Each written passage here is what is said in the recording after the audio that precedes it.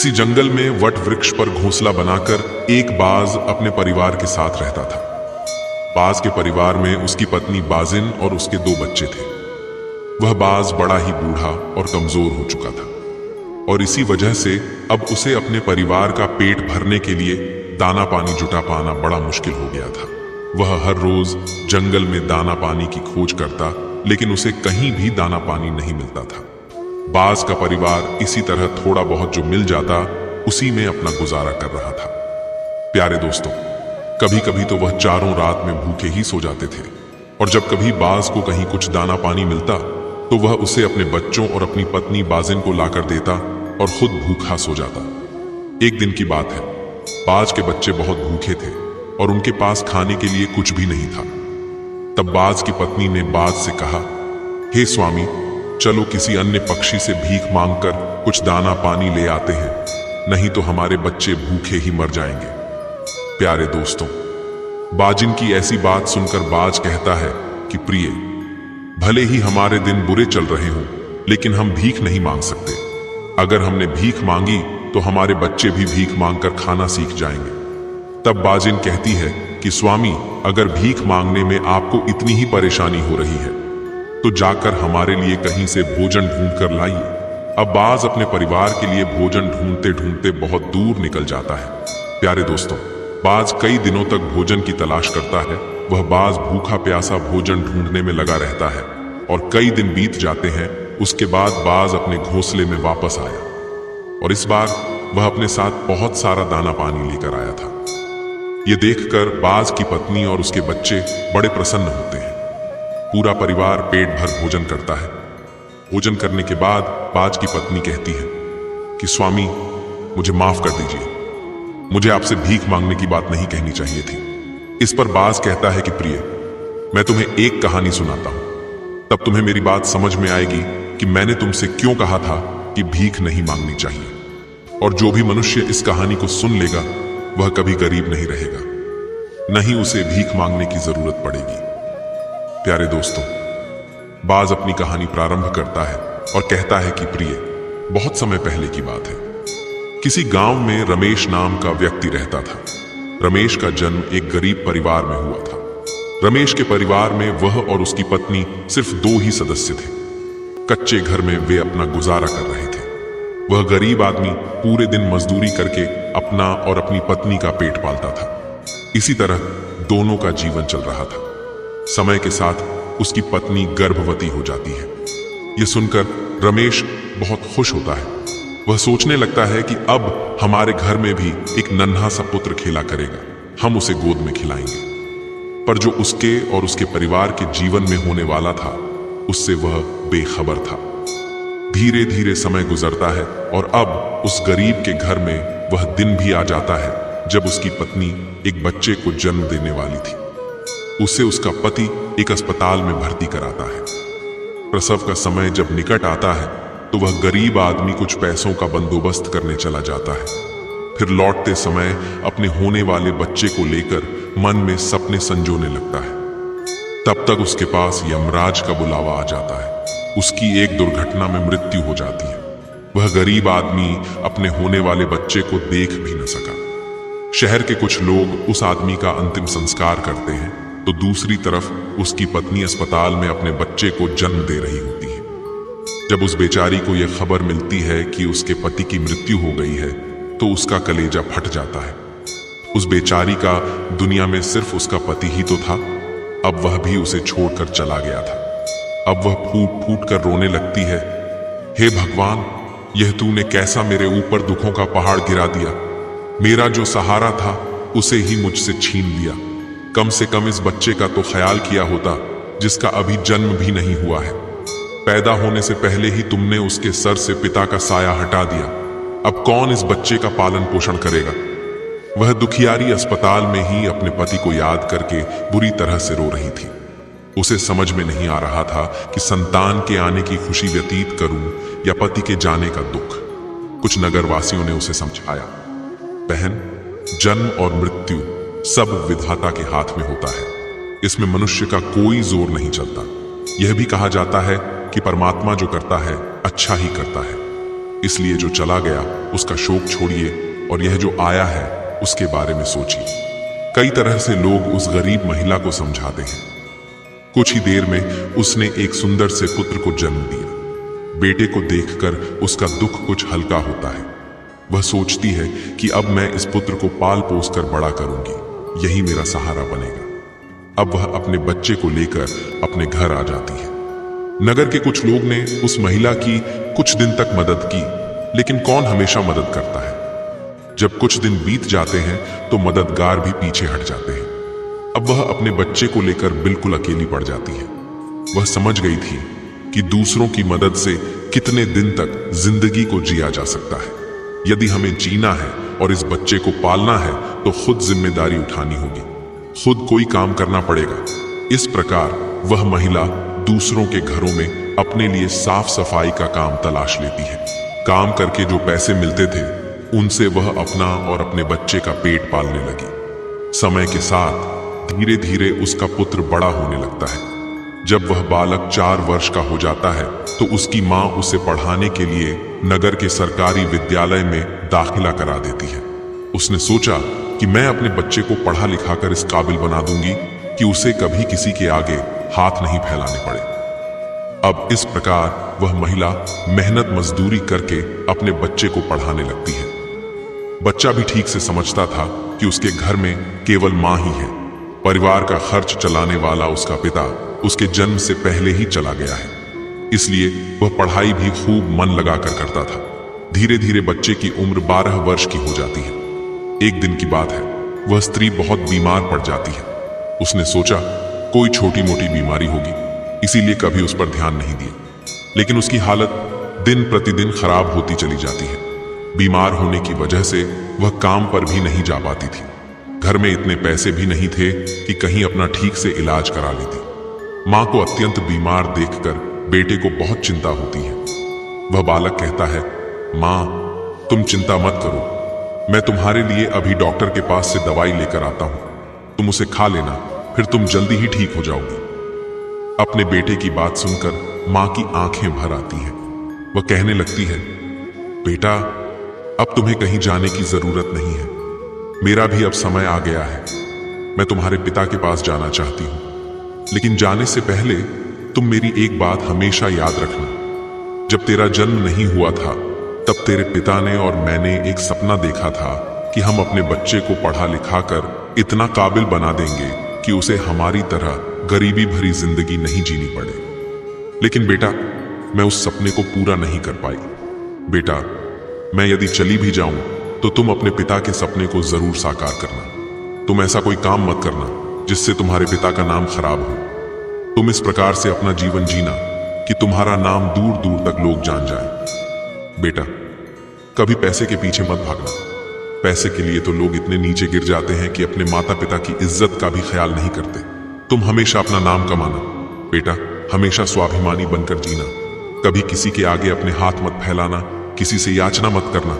याचना ना करना ही श्रेष्ठता का मूल है, पराधीनता ही नरक है। मनुष्य को सदा ही विद्या, धन, बल, कीर्ति और पुण्य कमाना चाहिए। लड़के ने कहा, माँ तुम घबराओ नहीं, मैं तुम्हारे लिए अभी दवाई लेकर आता हूं। और इतना कहकर लड़का माँ से पैसे लेकर दवा लेने चला जाता है। बेटे के जाते ही उस गरीब स्त्री के प्राण निकल जाते हैं। जब नगर वालों को पता चलता है तो सब लोग इकट्ठे होकर उस स्त्री का उसके बेटे के हाथों अंतिम संस्कार कराते हैं। अब वह बालक बिल्कुल अकेला हो गया था। किस्मत भी क्या खेल दिखाती है। जब जरूरत होती है अपनों की तब अकेलेपन की रात भी जगाती है। बिना माता पिता का बेटा, उम्र भी ज्यादा नहीं थी। आखिर जाए तो कहां जाए, करें तो क्या करें। दूर के रिश्तेदारों ने भी उस बालक पर ध्यान नहीं दिया। आखिर वह गरीब जो था, लेकिन वह बच्चा अकेले ही अपने जीवन की राह पर चल देता है। उसने कभी हार नहीं मानी। जो पैसे मां छोड़ गई थी, कुछ दिन तक उन पैसों से अपना गुजारा चलाता रहा। कुछ दिन के बाद वह पैसे खत्म हो जाते हैं। घर में भी कुछ नहीं था। अब तो एक ही चारा था कि कुछ काम धंधा किया जाए, तभी भोजन की व्यवस्था होगी, तभी स्कूल की फीस भरी जाएगी। लड़के को अपनी मां की बात अच्छी तरह याद थी। उसकी मां ने कहा था, बेटा कितना भी बुरा वक्त आ जाए, पर किसी के आगे हाथ मत फैलाना, मेहनत करके ही अपना जीवन यापन करना। लड़के को अपनी मां की यह बात अच्छी तरह याद थी, इसीलिए वह कभी किसी के आगे भीख नहीं मांगता था। विद्यालय से आने के बाद वह किसी के खेतों में काम करने चला जाता, कभी किसी की चाय की दुकान पर काम कर लेता और वहां से कुछ पैसे मिलते तो अपने विद्यालय की फीस भर देता था और अपने खाने पीने की सामग्री खरीद लाता था। इस प्रकार छोटी सी आयु में वह बच्चा पढ़ाई भी करता था और मजदूरी भी करता था। धीरे धीरे कुछ साल ऐसे ही निकल जाते हैं। बच्चा अब अपने गांव से निकलकर कस्बे में पढ़ने लगता है। तब उसकी कॉपी किताबों का और विद्यालय की फीस का खर्चा बढ़ जाता है, लेकिन उस बालक ने हिम्मत नहीं हारी। रोजाना विद्यालय जाता था। वह जो भी कमाता था उसकी सारी कमाई पढ़ने लिखने में ही लग जाती थी और जो कुछ थोड़ा बहुत बचता था उससे अपना पेट भर लेता था। अगर वह कहीं कोई स्थायी काम करता तो उसकी पढ़ाई छूट जाती थी और पढ़ाई करता तो पेट भरने के लिए भी कुछ नहीं था, इसलिए वह दोनों काम करता था। विद्यालय से आकर वह इधर काम करने चला जाता था। एक दिन की बात है, वह बच्चा विद्यालय से पढ़कर घर वापस लौटा, फिर उसके बाद काम की तलाश में चला गया, लेकिन उस दिन उसे कोई काम नहीं मिला। पूरा दिन निकल गया, हारा थका शाम को घर आकर सो गया। आज कुछ काम नहीं मिला तो खाना कहां से खाता। जो पैसे थे उनसे वह पहले ही विद्यालय की फीस भर चुका था। उसकी स्थिति तो यह थी कि रोज कमाया, रोज खाया। जब उस दिन उसे कोई काम नहीं मिला तो बेचारे को भूखे पेट रहना पड़ा, केवल पानी पीकर सो गया। अब सुबह भूखा ही विद्यालय चला जाता है और विद्यालय की छुट्टी के बाद जब घर आता है तो फिर किसी काम की तलाश में निकल पड़ता है। सोचता है कल नहीं मिला, लेकिन आज मुझे कोई ना कोई काम जरूर मिल जाएगा। लेकिन दुर्भाग्य ने उसका पीछा नहीं छोड़ा। उस दिन भी उसे कोई काम नहीं मिला। आज उसे फिर भूखा पेट सोना पड़ा। भूख अब उसे ज्यादा बेचैन कर रही थी। तो एक बार को उसके दिमाग में आता है कि भूखे पेट तो पढ़ा भी नहीं जाता। अब तो मैं किसी से कुछ मांग कर खा लेता हूं। पर मां ने मरते वक्त उससे कहा था, बेटा कभी भीख मांग कर मत खाना, हमेशा कमा कर खाना। लड़का भी बड़ा स्वाभिमानी था। किसी से मांगने की उसकी हिम्मत नहीं हुई। सोचता था चाहे कुछ भी हो जाए पर भीख मांग कर नहीं खाऊंगा। अगर मैंने भीख मांगना शुरू कर दिया तो लोग मुझे भिखारी कहने लगेंगे। भगवान ने पेट दिया है तो कहीं ना कहीं से इसके लिए भोजन भी मिलेगा। अब लड़का उस दिन भी भूखा रहता है। सुबह जब सोकर उठता है तो भूख के मारे चक्कर आने लगते हैं। अभी उसकी उम्र ही कितनी थी, भूख की मार वह कैसे सह सकता था। कुछ बड़ा होता तो 2-4 दिन अपने आप को संभाल भी लेता, लेकिन आज वह विद्यालय भी नहीं गया। सोचा आज मैं सुबह से ही काम पर जाता हूं, काम मिल जाएगा तो भोजन कर लूंगा, फिर अगले दिन के लिए तैयार हो जाऊंगा। अब वह काम की तलाश में वह इधर उधर भटकता है। उसकी आंखों के सामने अंधेरा छा रहा था। अब उस बालक से चला भी नहीं जा रहा था। फिर तक कर वह एक पेड़ के नीचे बैठकर सोचने लगता है कि अगर इस समय मुझे भोजन नहीं मिला तो मेरे प्राण निकल जाएंगे। मुझे कुछ न कुछ तो करना ही पड़ेगा। अब एक बार फिर से उसके मन में भीख मांगने का विचार आता है, लेकिन उसकी अंतरात्मा फिर कह देती है कि तू गरीब है, भिखारी नहीं। भीख मांगेगा तो फिर भीख मांगने की आदत पड़ जाएगी और तू भिखारी बन जाएगा। काफी देर तक लड़का इन्हीं प्रश्नों में उलझा रहता है। फिर उसके दिमाग में आया कि भीख मांगना अलग बात है और मदद मांगना अलग बात है। मैं किसी से भीख नहीं मांगूंगा, पर मदद तो मांग सकता हूं। भीख मांगना तो वह है जो मांगकर फिर लौटाया नहीं जाता, पर मदद मांगना वह है जो आप कभी भी लौटा सकते हो। लड़के ने सोचा, मैं आज किसी से मदद मांग लेता हूं, जब मुझे काम मिल जाएगा तो मैं लौटा दूंगा। अब लड़का वहां से चलता है तो उसे नगर के बाहर एक बड़ा सा घर दिखाई देता है। लड़का उस द्वार पर जाकर द्वार को खटखटाता है। तब घर के अंदर से एक महिला निकलती है। महिला ने द्वार पर देखा कि एक 11-12 वर्ष का बड़ा ही उदास सा मासूम सा लड़का खड़ा है। पहले तो वह महिला उस लड़के से पूछती है, बेटा तुमने दरवाजा क्यों बजाया, क्या कुछ काम है? लड़का दोनों हाथ जोड़कर कहता है, मां जी मैंने दोपहर के समय आपको तकलीफ दी, इसके लिए क्षमा चाहता हूं। तब वह महिला पूछती है, बेटा क्या तुम्हें कुछ चाहिए, मैं तुम्हारी क्या मदद कर सकती हूं? वह महिला भी एक बच्चे की मां थी, इसलिए ममता का भाव उसके शब्दों में था। उस महिला के पूछने पर एक बार तो लड़के के मन में यह आया कि चलो इन माँ जी से मैं कह ही देता हूँ कि मैं 2-3 दिन से भूखा हूँ और भोजन न मिलने के कारण बहुत परेशान हूँ। लेकिन उसके स्वाभिमान ने उसे रोक लिया और वह भोजन की जगह पानी मांग बैठा। कहने लगा, माँ जी, मुझे बहुत जोर की प्यास लगी थी, इसीलिए दरवाजा खटखटाया था। क्या एक गिलास पानी मिल सकता है? लेकिन वह महिला बहुत समझदार थी। उसने जब लड़के को देखा तो वह समझ गई कि बालक बहुत भूखा है। वह कहती है, बेटा तुम थोड़ी देर रुको, मैं तुम्हारे लिए पानी लेकर आती हूँ। वह महिला घर के अंदर जाती है और अपनी रसोई से एक गिलास दूध और कुछ लड्डू लेकर द्वार पर आती है और दूध से भरा गिलास उस लड़के को दे देती है। लड़के ने जब वह गिलास पकड़ा तो उसमें दूध था। दूध को देखकर लड़का खुश हो जाता है। लड़का मन ही मन उस माँ को दुआएं देने लगता है। महिला ने उसे पहले लड्डू खाने को दिए और कहा, बेटा दूध गर्म है, तुम पहले लड्डू खा लो, जब दूध ठंडा हो जाए तब पी लेना। लड़का जब उस महिला को देखता है तो उसे ऐसा लगता है जैसे उसकी ही माँ उसे यह दूध पीने को दे रही है। वह मन ही मन सोचता है, कितनी अच्छी माँ है, मैंने एक गिलास पानी मांगा था और यह दूध लिया। वह समझ गई थी कि मैं भूखा हूं। लड़का आराम से बैठकर लड्डू खाता है और दूध पीता है। तब वह स्त्री कहती है, बेटा क्या तुम्हें और कुछ चाहिए? लड़का सोचने लगता है कि इस दूध के बदले में मैं इस माता को क्या दे सकता हूं? मेरे पास तो कुछ भी नहीं है। दूध पीने के बाद लड़का कहता है, माँ जी, मैंने आपसे पानी मांगा और आपने मुझे दूध पिलाया, इसके बदले में मैं आपको क्या दे सकता हूँ? महिला ने कहा, बेटे मैंने तुम्हें दूध इसलिए नहीं पिलाया है ताकि तुमसे बदले में कुछ ले सकूं। महिला कहने लगी, बेटा तुम्हारा चेहरा देखकर लग रहा था कि तुम बहुत भूखे हो, तो मैंने सोचा कि पानी की जगह दूध ही पिला देती हूँ, इसलिए मैं तुम्हारे लिए दूध ले आई। लड़के ने फिर कहा, नहीं माँ जी, आप इसके बदले में मुझसे जरूर कुछ मांगिए, मैं आपको अपनी हैसियत के हिसाब से कुछ जरूर दूंगा। लड़के की बात सुनकर महिला सोचती है, यह लड़का बड़ा स्वाभिमानी है।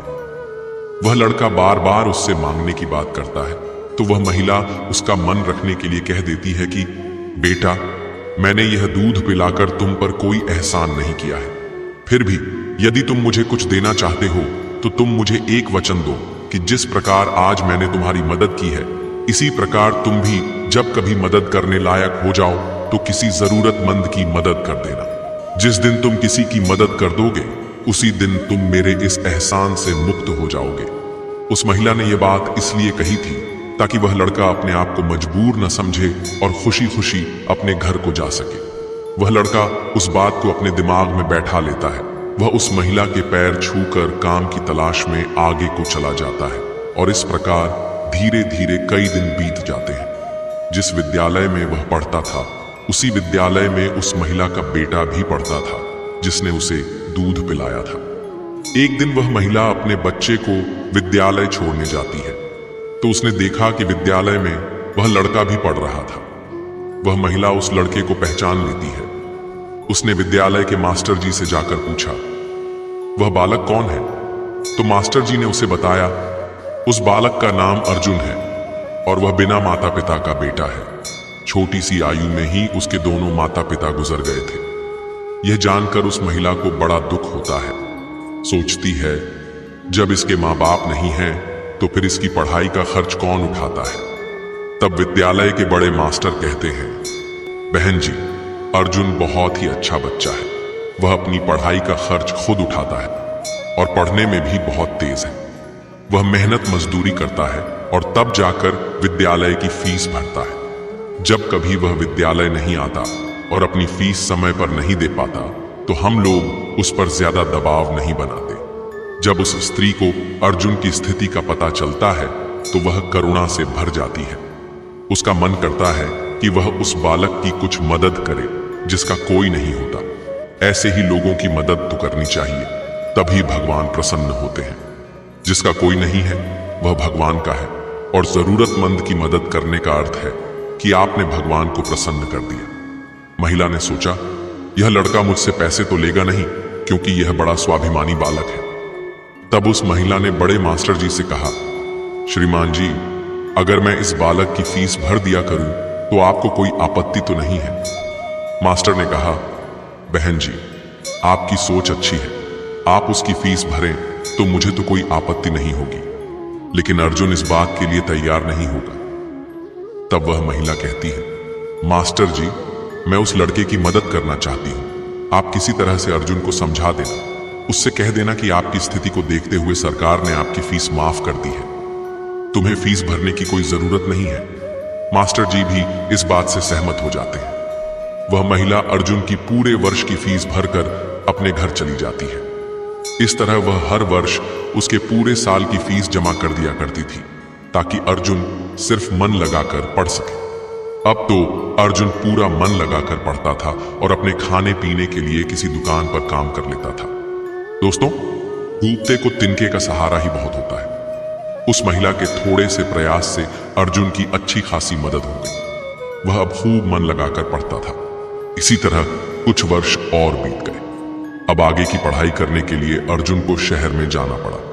उसने सोचा, शहर में रहकर मैं कोई छोटी मोटी नौकरी कर लूंगा और अपनी पढ़ाई भी करता रहूंगा। इस बात का पता उस महिला को तब चलता है जब वह उसकी फीस जमा करने के लिए विद्यालय में जाती है। वह महिला जब अर्जुन की फीस जमा करती है तो मास्टर जी बताते हैं, बहन जी, अर्जुन तो आगे की पढ़ाई करने शहर चला गया है, अब आपको उसकी फीस जमा करने की कोई जरूरत नहीं है। उस महिला ने जब यह सुना तो सोचने लगी, कोई बात नहीं, भगवान ने मुझे उसकी मदद करने का इतना ही समय दिया होगा। हे भगवान, उस बालक पर दया दृष्टि बनाए रखना, वह जहां भी रहे खुश रहे। इस प्रकार वह स्त्री अपने घर लौट आई और अपने घर गृहस्थी की दुनिया में व्यस्त हो गई। उधर अर्जुन शहर में जाकर अपनी पढ़ाई करने लगा। खर्चा चलाने के लिए उसने एक नौकरी तलाश कर ली। इस प्रकार 25 वर्ष बीत जाते हैं। ना तो अर्जुन कभी उस महिला से मिल पाता है और ना वह महिला कभी अर्जुन से मिलती है। उस महिला का बेटा भी अब बड़ा हो गया था। उसका बेटा एक व्यापारी बन गया था। वह महिला तो पहले ही अपने घर से संपन्न थी, ऊपर से उसका बेटा व्यापार करके खूब धन कमाता था। उस माँ का बेटा भी बड़ा संस्कारी था। वह भी अपनी माँ को बहुत प्यार करता था। एक दिन उसकी माँ बहुत बीमार पड़ जाती है। शाम को जब उसका बेटा घर आता है तो वह अपनी माँ की हालत को देखकर बेचैन हो जाता है। वह अपनी माँ को अस्पताल में भर्ती कराता है। जांच में पता चलता है कि उसकी माँ को कैंसर है। वह लड़का डॉक्टर से कहता है, डॉक्टर साहब, आप मेरी माँ का अच्छे से इलाज कीजिए, पैसों की बिल्कुल चिंता मत करना। तब डॉक्टर कहते हैं, भाई, तुम्हारी माँ को कैंसर की बीमारी है और कैंसर का इलाज बहुत महंगा होता है। छोटे मोटे अस्पतालों में इसका इलाज भी नहीं होता है। इसके लिए तुम्हें किसी बड़े शहर में जाकर किसी बड़े अस्पताल में इसका इलाज कराना होगा, और बड़े अस्पताल का मतलब है कि खर्चा भी बहुत अधिक होगा। बेटे ने कहा, डॉक्टर साहब, मैं अपनी माँ को ठीक करने के लिए कुछ भी कर सकता हूँ, आप मुझे बस कोई रास्ता बताइए, मैं अपनी माँ का इलाज कहाँ करा सकता हूँ। तब डॉक्टर उसे बड़े शहर जाने की सलाह देते हैं। डॉक्टर बोले, बड़े शहर में कैंसर का अस्पताल है, यदि वहां का इलाज तुमने पूरा करा लिया तो तुम्हारी माँ इस रोग से बच सकती है, नहीं तो तुम्हारी माँ के प्राण संकट में पड़ सकते हैं। यह सुनकर लड़का घबरा जाता है। वह डॉक्टर साहब से बड़े शहर वाले अस्पताल का नंबर और पता लेकर अपनी माँ को बड़े शहर ले जाता है। उसकी माँ तो उसे बहुत मना करती रही, बेटा, तुम मुझे कहाँ ले जाओगे, इतना पैसा कहाँ है हमारे पास, बड़े शहर में अच्छा इलाज कराने के लिए हमारे पास पर्याप्त पैसा नहीं है, यहीं से डॉक्टर साहब से दवा ले लेते हैं, धीरे धीरे मैं सही हो जाऊंगी, तुम परेशान मत हो।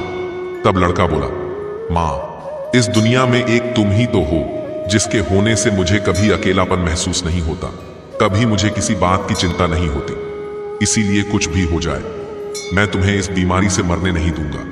धन का क्या है, खत्म हो गया तो फिर कमा लेंगे, लेकिन माँ तो फिर नहीं मिल सकती। इस प्रकार लड़का अपनी माँ को बड़े शहर लेकर जाता है।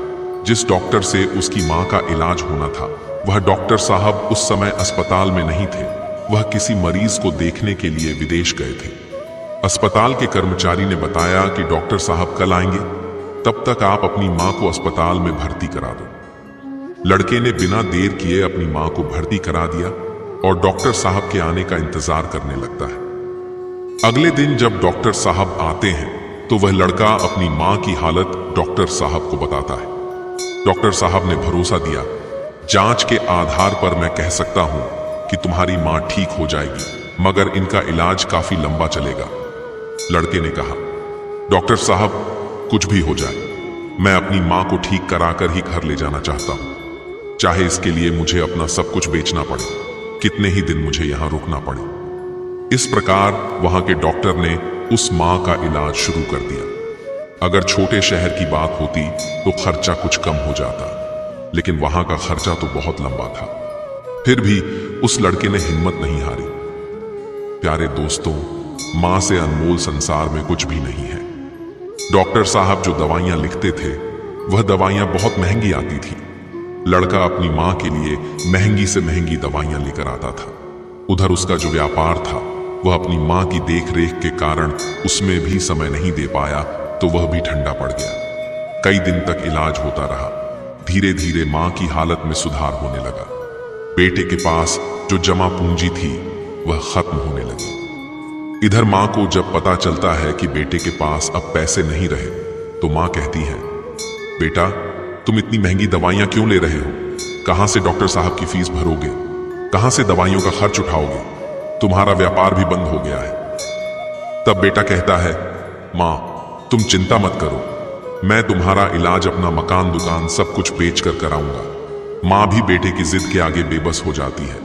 वह लड़का अपनी मां का इलाज निरंतर जारी रखता है और धीरे धीरे 1 महीना बीत जाता है। वहां पर एक बात बड़ी ही विचित्र थी।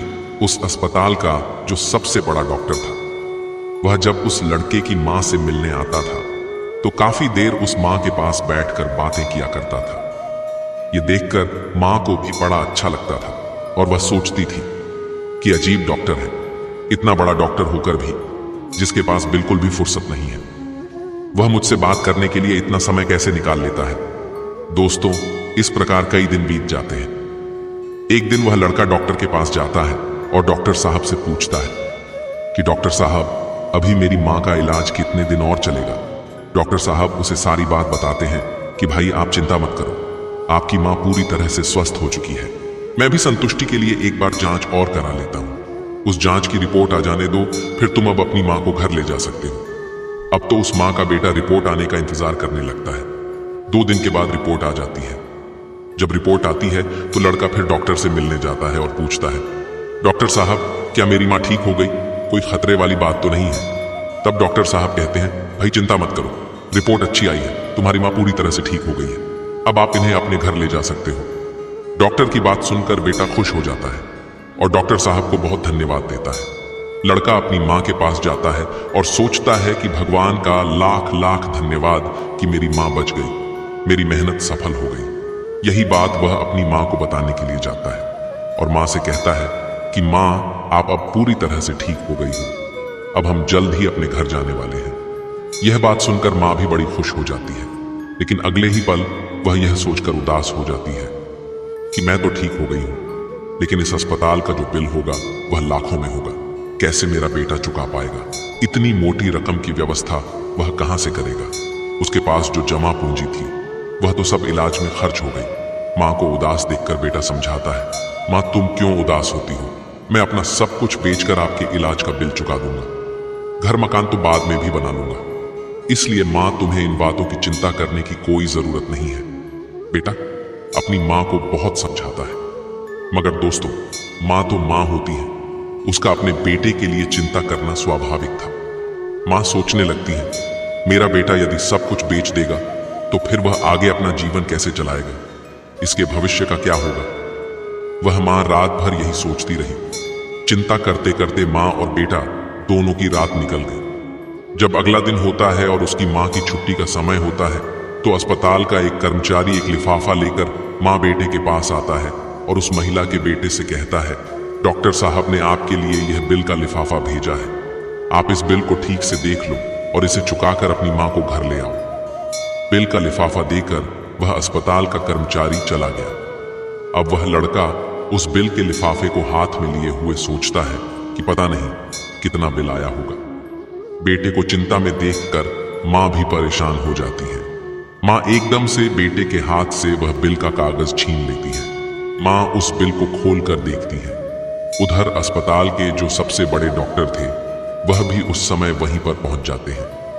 माँ ने जब उस लिफाफे को खोलकर देखा तो उसमें एक छोटी सी पर्ची रखी हुई थी।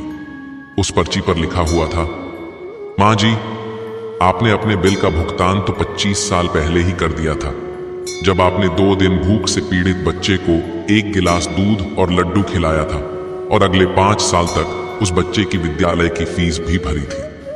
पर्ची को पढ़ते ही महिला की आंखें फटी की फटी रह जाती हैं। जब उस माँ का बेटा पूछता है, माँ, डॉक्टर साहब ने कितना बिल दिया है, तो माँ वह पर्ची अपने बेटे को देती है।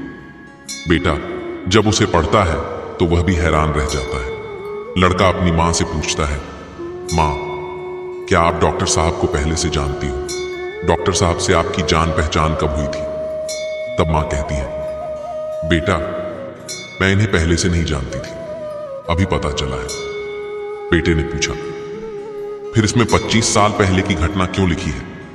तब माँ कहती है, बेटा, 25 साल पहले जब तुम बहुत छोटे थे, तब उस समय तुम्हारी उम्र का एक छोटा सा लड़का भरी दोपहरी में हमारे घर के द्वार पर आया था।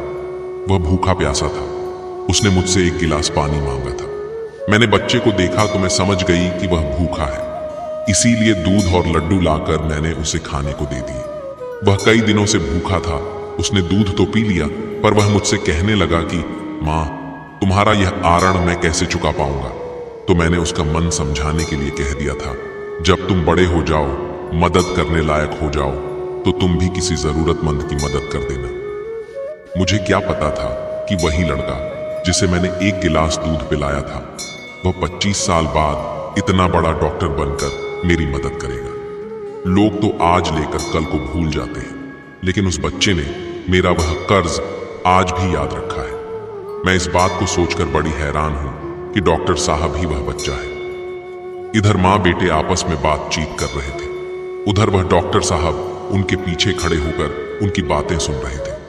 उनकी आंखों में आंसू थे और बचपन का वह समय उन्हें याद आ गया जब वह भूखे प्यासे उस माँ के द्वार पर पहुंचे थे। डॉक्टर साहब आगे बढ़कर उस माँ को प्रणाम करते हैं और कहते हैं, माँ, आपके कहे हुए शब्द आज भी मेरे कानों में गूंजते हैं। मैंने आपके उन्हीं शब्दों को अपना संस्कार बनाया। मैंने अपनी जिंदगी में बहुत दुख देखा है, लेकिन कभी हिम्मत नहीं हारी। मैं आपका बहुत बड़ा कर्जदार हूं।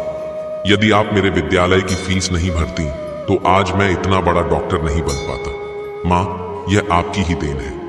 मैंने तो आपको उसी दिन अपनी माँ मान लिया था जब आपने ममता भरी छांव में बैठाकर मुंह भूखे को दूध पिलाया था। इतना कहने के बाद डॉक्टर साहब वह सारे पैसे लौटा देते हैं जो माँ की दवाई में खर्च हुए थे और बूढ़ी माँ के चरणों में अपना सिर रख देते हैं। वह माँ डॉक्टर साहब को उठाकर अपने सीने से लगा लेती है। डॉक्टर साहब और बूढ़ी माँ की आंखें आंसुओं से भरी हुई थी। जब यह दृश्य अस्पताल के सारे लोग देखते हैं तो सब देखकर हैरान रह जाते हैं। सबकी आंखें नम हो जाती हैं। प्यारे दोस्तों, जीवन में 4 ऐसी महत्वपूर्ण बातें हैं जिन्हें समझकर अगर कोई व्यक्ति अपने जीवन में उनका अनुसरण करे तो वह कभी भी गरीब नहीं रहेगा। पहली बात, जीवन में जो परिवर्तन आते हैं उनसे डरना नहीं चाहिए। इन्हें इस विश्वास के साथ अपनाएं कि ये बदलाव किसी अच्छे मोड़ की तरफ लेकर जाएंगे। जीवन के बदलाव हमें नई राह दिखाते हैं और सिखाते हैं। जो व्यक्ति इस बदलाव को स्वीकार कर उसे आत्मसात कर लेता है, वही जीवन में आगे बढ़ता है। दूसरी बात, चाहे अंधेरा कितना भी घना हो, एक छोटा सा दीपक उसे दूर कर देता है। उसी तरह जिंदगी में आए अंधकार को ज्ञान रूपी दीपक से मिटाकर जीवन को प्रकाशित किया जा सकता है। ज्ञान वह अनमोल धरोहर है जो जीवन को सजग और सशक्त बनाती है। तीसरी बात, दूसरों की मदद कीजिए, दया दिखाइए और देखिए कैसे आपकी मदद से किसी का जीवन बदल सकता है और साथ ही साथ आपका जीवन भी सुखमय होता जाएगा। हमारी छोटी सी मदद किसी के लिए बड़ा सहारा बन सकती है।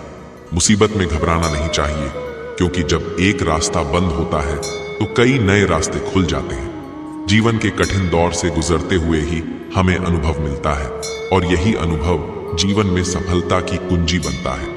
और चौथी बात, मनुष्य चाहे जितनी भी कठिन परिस्थितियों में हो, उसे कभी भी भीख मांगकर भोजन नहीं करना चाहिए। भीख मांगने से वह अपनी नजरों में ही गिर जाता है और यह आदत बन जाती है कि बिना मेहनत किए किसी से कुछ मिल जाए। इसलिए मनुष्य को हमेशा अपनी मेहनत से ही भोजन प्राप्त करना चाहिए, क्योंकि यही उसे सफलता और आत्मनिर्भरता की दिशा में मार्गदर्शन करता है। जब किसी को मदद की आवश्यकता हो तो उसे मदद देना हमारी जिम्मेदारी है, लेकिन जब हमें खुद मदद की जरूरत हो तो हमें दूसरों से मदद मांगने की बजाय अपनी आत्मनिर्भरता पर विश्वास रखना चाहिए। आत्मसम्मान एक अनमोल धरोहर है, इसे कभी भी कम नहीं होने देना चाहिए। दूसरों से ज्यादा जरूरी है कि हम खुद को समझें, आत्मसंयम रखें और अपने रास्ते पर आगे बढ़ते जाएं। आत्मसम्मान ही वह कवच है जिसे कोई भी ताकत हमसे छीन नहीं सकती। जो व्यक्ति खुद से प्यार नहीं कर सकता वह दूसरों को भी प्यार करने के लायक नहीं हो सकता। उस व्यक्ति से दूर रहें जो आपकी इज्जत और कद्र न करे। यह अहंकार नहीं बल्कि आत्मसम्मान है। अगर आप चाहते हैं कि दुनिया आपको इज्जत दे, आपकी कद्र करे, तो सबसे पहले आपको खुद अपनी इज्जत करनी होगी। अगर कभी आपको लगे कि किसी ने आपका अपमान किया तो उसका भी शुक्रिया करते चलिए, क्योंकि हो सकता है वह आपको जीवन की सच्चाई बता रहा हो। बहुत से लोग उन चीजों की कदर नहीं करते जो उन्हें आसानी से मिल जाती हैं, लेकिन खो देने के बाद उसकी अहमियत समझते हैं।